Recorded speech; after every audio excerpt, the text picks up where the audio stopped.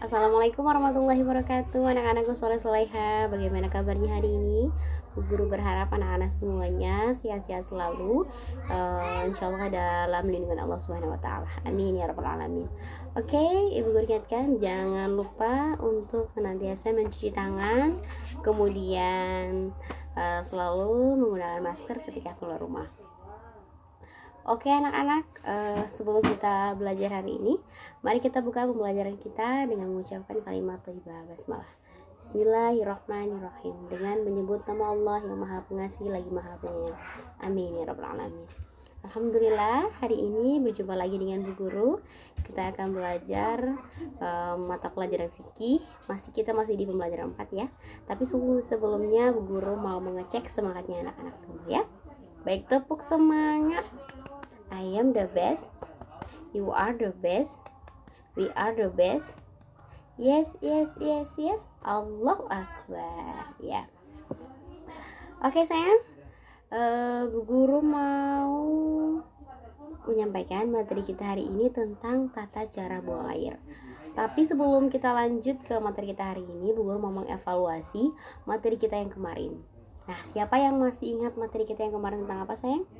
Ya, benar sekali, materi kita yang kemarin tentang macam-macam najis. Macam-macam najis ada berapa?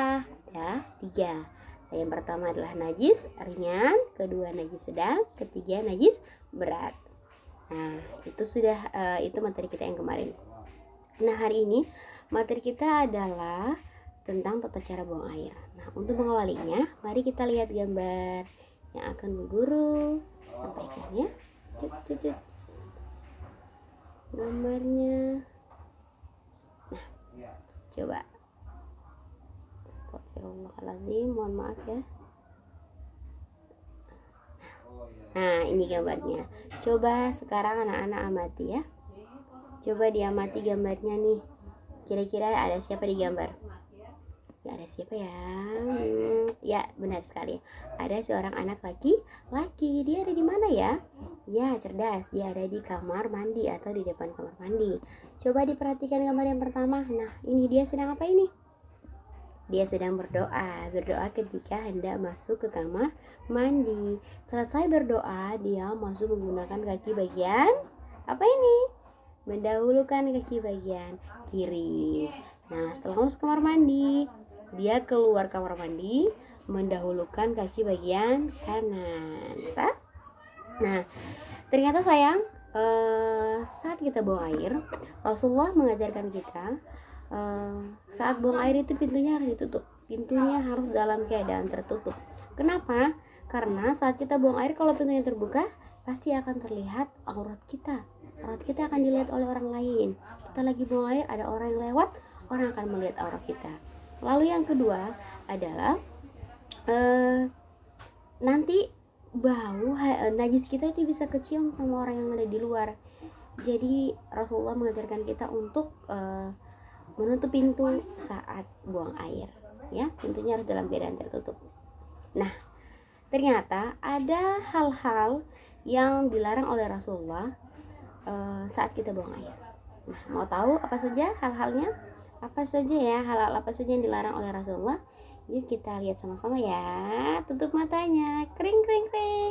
Open. Nah, ini adalah hal-hal yang dilarang oleh Rasulullah saat kita buang air. Yang pertama adalah buang air sambil berdiri. Nih, buang air sambil berdiri. Ternyata kita dilarang buang air sambil berdiri, terutama bagi yang soleh atau yang laki-laki. Nah, buang airnya harus sambil duduk, tidak boleh berdiri ya sayangnya. Yang soleh ingat, yang soleha juga ya. Oke, yang kedua adalah buang air tidak di sembarangan tempat. Di lubang, di bawah pohon, kolam yang tergenang dan sebagainya. Nah, di lubang ini contohnya saat kita lagi asik bermain sama teman di depan rumah atau di lingkungan rumah, tiba-tiba kebelet untuk buang air kecil, lalu ternyata di sampingnya ada sebuah lubang. Nah, karena kamar mandinya jauh, dia malas untuk ke kamar mandi, akhirnya dia buang air di situ. Nah, hal seperti itu ternyata dilarang. Kita tidak boleh buang air di lubang. Apalagi misal di sampingnya ada sebuah pohon, dia malas ke kamar mandi, dia langsung buang air di bawah pohon. Nah, ternyata itu juga tidak boleh.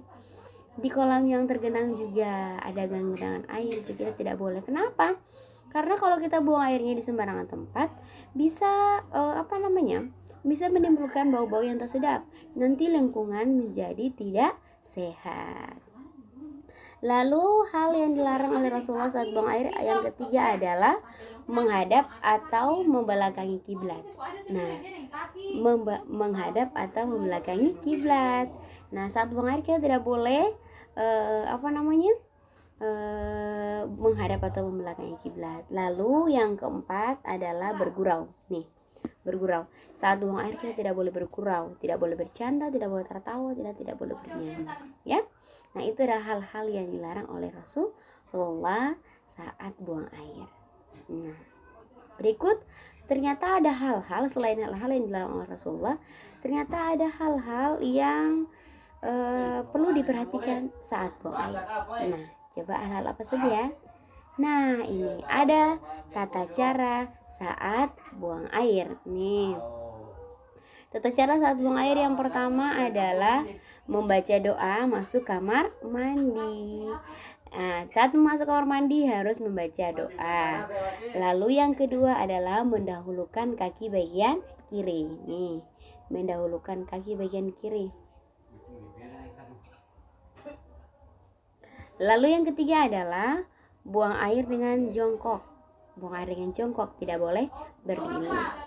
Lalu yang keempat adalah istinja dengan alat yang diperbolehkan sampai bersih. Istinja dengan alat yang diperbolehkan sampai bersih. Nah, benda-benda apa saja ya yang kemarin kita belajar yang bisa digunakan untuk beristinja? Yang pertama apa sayang? Ya, yang pertama adalah air. Kedua, kayu. Ketiga, batu. Keempat, kertas. Kelima, tisu. Dan keenam, daun. Nah, itu adalah benda-benda yang bisa digunakan untuk beristinja. Tapi kalau kita biasanya di sini istinjanya menggunakan air. Nah, lalu tata cara yang kelima yaitu menyiram kotoran dengan air sampai bersih, sampai tidak berbau dan berbekas. Nah, jadi setelah selesai buang air, kita menyiram kotoran kita sampai bersih sekali, sampai tidak ada baunya, kemudian tidak berbekas. Jadi kalau ada bau-bau apa-apa gitu disiram. Kalau ada sabun disiram pakai sabun. Nah, kalau ada bekas-bekasnya sedikit, misalnya ada yang hijau-hijau atau yang coklat-coklat, nah disiram sampai bersih, sampai tidak ada bekasnya lagi.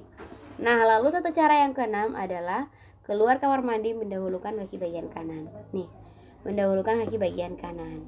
Oke, lalu yang terakhir adalah berdoa setelah keluar kamar mandi.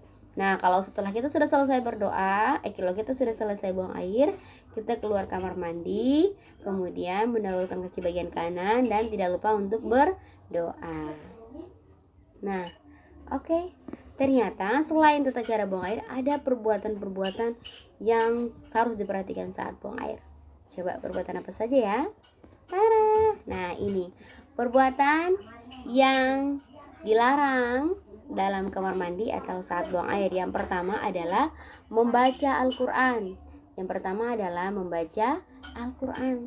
Saat buang air, saking kita giatnya menghafalkan surah An-Naba atau saking giatnya kita menghafal Al-Quran, akhirnya di dalam WC atau saat kita buang air dalam kamar mandi kita membaca Al-Quran. Tidak boleh ya. Ternyata itu dilarang. Jadi saat buang air tidak boleh membaca ayat Al-Quran.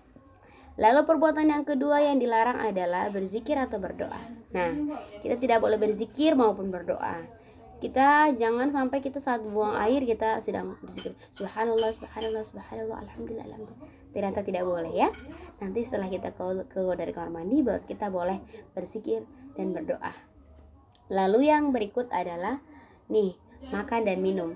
Ternyata saat buang air kita tidak boleh makan dan minum sayang. Misalnya anak-anak sedang asik bermain dengan teman-temannya atau sedang makan dengan saudaranya. Tiba-tiba lagi makan permen nih, makan permen. Tiba-tiba kebelet ingin buang air kecil. Sudah pengen buang air kecil. Nah, saat mau masuk kamar mandi atau saat mau masuk WC, permennya diapakan dulu? Disimpan dulu di luar.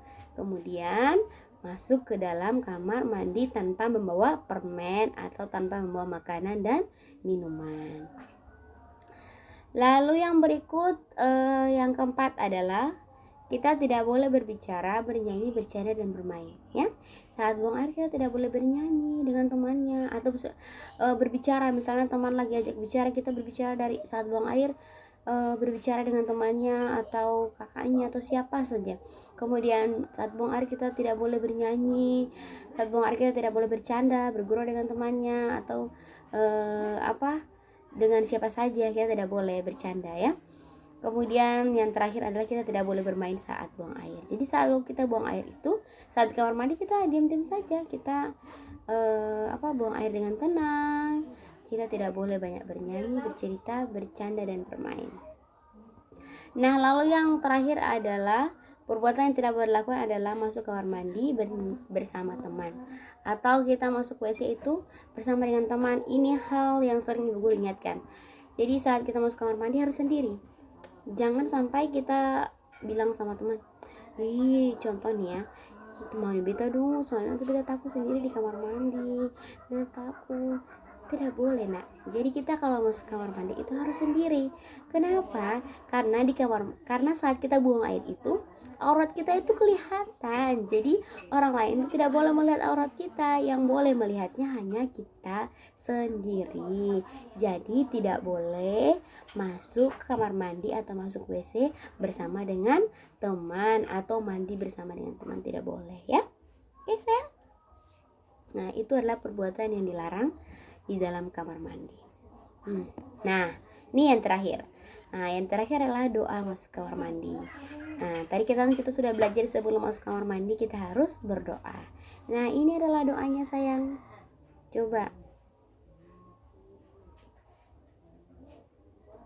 kita baca sama-sama ya doanya. Doa masuk kamar mandi. Bismillahirrahmanirrahim. Allahumma inni a'udzubika minal khubuthi wal khaba'ith. Artinya, ya Allah, sesungguhnya aku berlindung kepadamu dari setan perempuan dan setan laki-laki. Nah, setelah itu ada yang berikut, yaitu doa keluar kamar mandi. Nah, yang tadi sebelum masuk ke doa kamar mandi, ibu guru mau ingatkan, kenapa kita harus masuk WC atau masuk kamar mandi harus berdoa? Karena di kamar mandi atau di WC itu tempatnya setan. Jadi makanya kita harus minta perlindungan kepada Allah supaya kita itu terlindungi dari setan perempuan dan setan laki-laki. Nah, yang berikut adalah doa keluar kamar mandi. Nah, ini adalah doa keluar kamar mandi. Coba kita baca sama-sama ya. Bismillahirrahmanirrahim. Alhamdulillahilladzi azhaba 'anil adza wa 'afani. Nah, ini adalah doa setelah keluar kamar mandi. Artinya, segala puji bagi Allah yang telah menghilangkan kotoran dan menyehatkanku.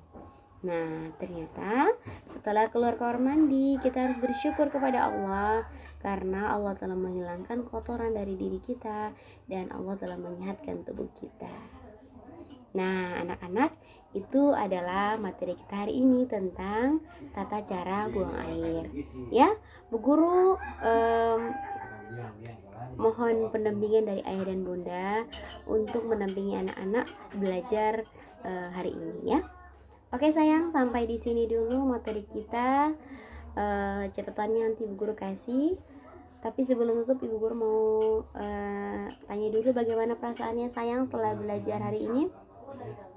Bagaimana perasaannya? Alhamdulillah senang. Alhamdulillah senang. Sudah tahu kan bagaimana tata cara buang air? Ya, alhamdulillah kalau sudah tahu. Oke, baik, kita cukupkan materi kita hari ini.